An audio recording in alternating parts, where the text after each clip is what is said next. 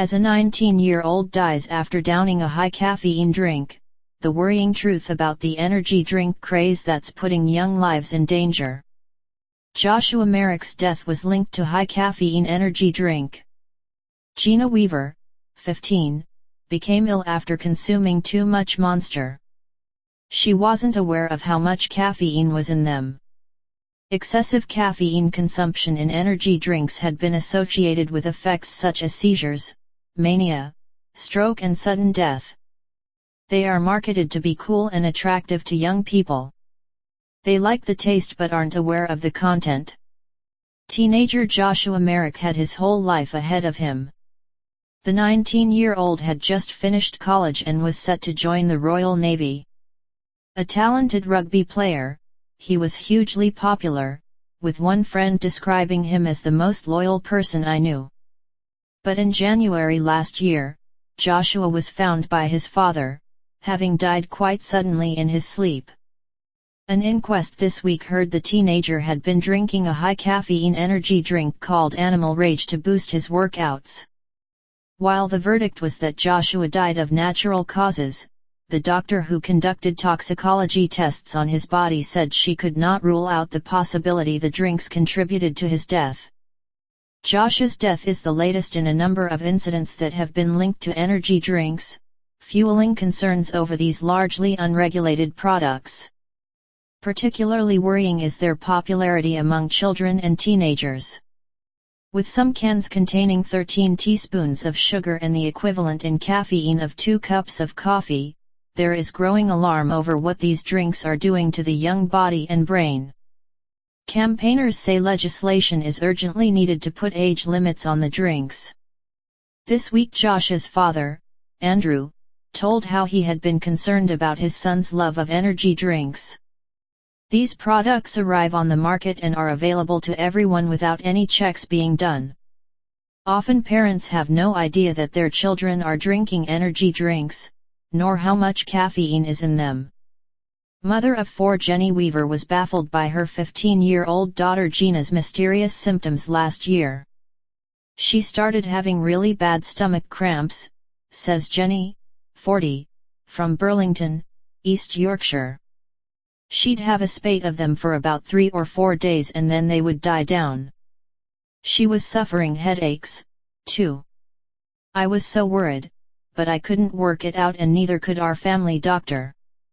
In March, the pain got so bad that Gina, 15, had to be hospitalized and given morphine. The doctor couldn't establish what was causing it, so he asked Gina about her diet, says Jenny. She had a normal diet, but then she mentioned that she drank the energy drink Monster. She admitted she drank about 3 or 4 cans a day, which she was buying on her way to school. I had no idea, thought there was an age limit on them. The doctor told her that she had to stop there and then because the sugar, caffeine and acid in these drinks was what was causing her pain. Gina was consuming up to 2 liters of Monster a day, which is around 640 mg of caffeine. The recommended daily limit for adults is 400 million guaranis. I don't think she had any sense of what was in these things, says Jenny. She just liked the taste and said all her friends were drinking them, too. Gina followed the doctor's advice and the stomach pains and headaches have ceased. She believes energy drinks should carry an age limit and a proper health warning. High in sugar, cleverly marketed and sold in supermarkets and shops alongside regular soft drinks, it's easy to see why children have taken to energy drinks. Last year, a major study found our children have one of the highest consumption rates in Europe. 1 in 10 British teenagers consumes 4 to 5 energy drinks a week. Worryingly, younger children are following suit. 1 in 4 under 10s, 24% has had at least one energy drink in the past year, compared with the European average of 18%. Now, experts are calling for them to be banned from sale to youngsters.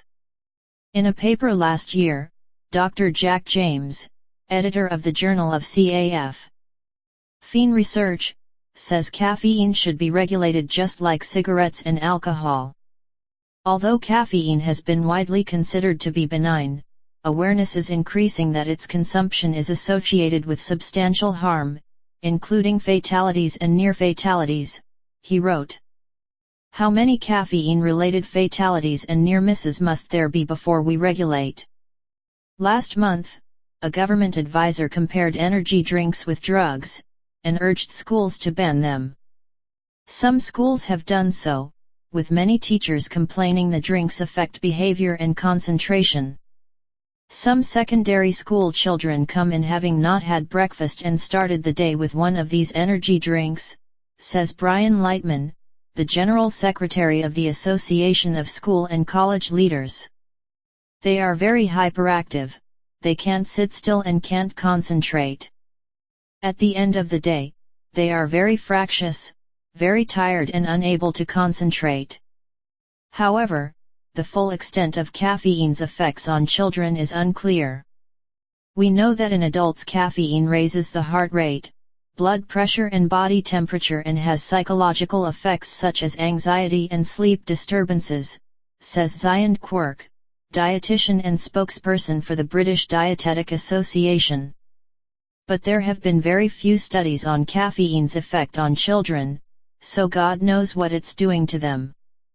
The problem is that children want to be grown up. They are so easily taken in by seeing older kids and adults doing something and so they copy. A 2011 study in America reported on a number of cases where excessive caffeine consumption in energy drinks had been associated with effects such as seizures, mania, stroke and sudden death. The researchers warned that high caffeine drinks were particularly risky for children with existing conditions such as heart arrhythmias, diabetes or mood and behavioral disorders, which may be undiagnosed. A post-mortem examination on Josh Merrick showed the young man had an unusually large heart, and it was suggested that this may have made him more susceptible to caffeine's effects. There are also concerns about combining energy drinks with sport.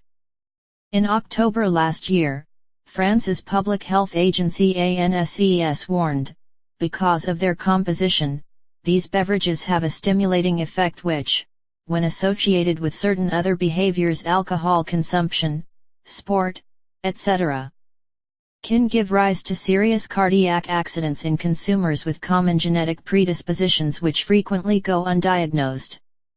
ANSES therefore recommends avoiding the consumption of so-called energy drinks in association with alcohol or during physical exercise. Andrew Brown of Mentor, a drug and alcohol prevention charity for children and young people, says, energy drinks can have different effects in different circumstances and on different people. We know that 3 out of 5 teenagers are drinking them with sport even though this is not recommended and not necessary. A study last year showed that energy drinks can change heart rhythms. A team of researchers at the University of Bonn in Germany scanned the hearts of 17 people an hour after they'd consumed an energy drink. They found the left ventricle of the heart, which pumps blood around the body, was contracting harder after the drink. France's public health agency has said young people who drink energy drinks are at risk of sleep disorders, daytime drowsiness and developing addictions to other substances. A third of young people who consume energy drinks say they've mixed them with alcohol, and that worries us, Andrew Brown says. The caffeine makes the person feel less drunk, so they are less likely to stop, and end up drinking even more. Josh Merrick's death is the latest of an alarming number of deaths and health complaints involving young people that have been linked to energy drinks. In 2008, 21-year-old student Chloe Leach, from Cottingham, East Yorkshire, collapsed and died after drinking 4 cans of Red Bull and a cocktail containing vodka and caffeine at a student party. A post-mortem examination found that Chloe probably had an undiagnosed heart condition, and the caffeine she consumed may have triggered faulty electrical activity in her heart. The same year, 14-year-old Naomi Haynes from the Isle of Wight was hospitalized after her energy drink habit reached 50 cans a week. Doctors warned her that her consumption of the drinks was putting her at risk of a heart attack.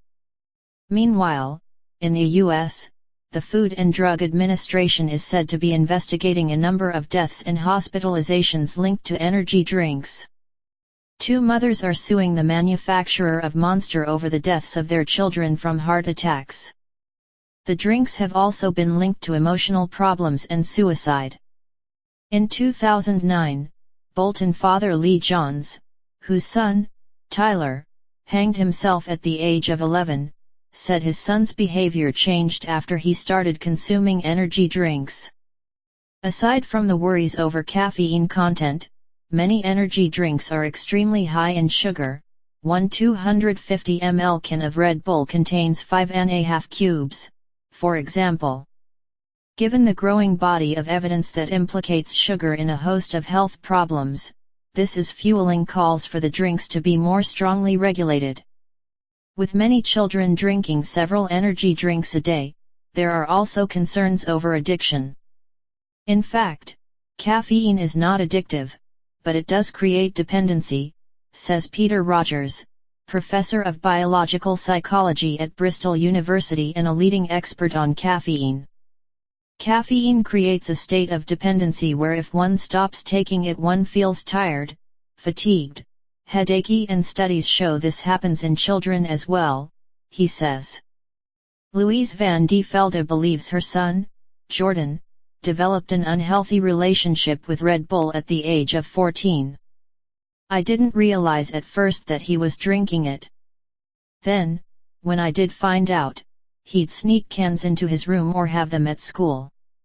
But Louise noticed the drinks were causing her son to suffer from highs and lows. He was really moody and never slept well. He'd be up till 4 a.m. playing computer games, says Louise, 38, a relationship therapist and yoga teacher, from Surrey. I kept telling him that he felt tired because of those drinks, and I banned them, but it didn't make any difference.